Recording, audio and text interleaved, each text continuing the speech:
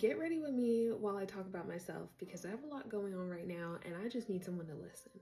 Earlier this year, I had a major health scare and it had to do with basically having an abscess on my tailbone.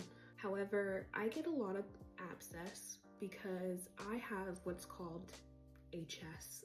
I've had HS since I was in high school, which is normal because it happens when you kind of hit puberty for some reason. Now, I did have quite a bit of these every now and then. However, I kind of knew how to take care of them.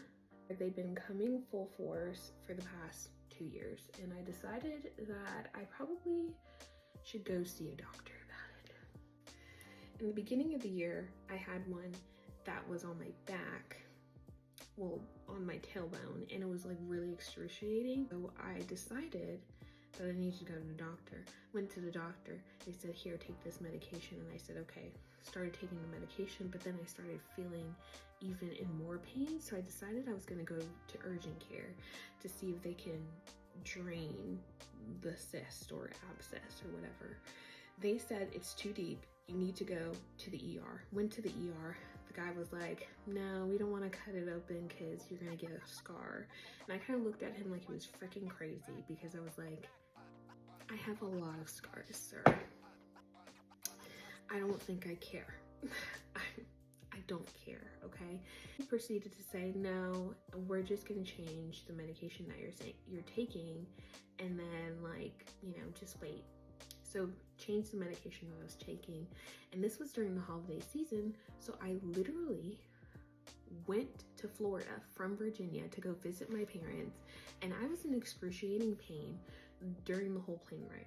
I get to Florida, I tell my mom I'm suffering. She's like, let's go to the hospital.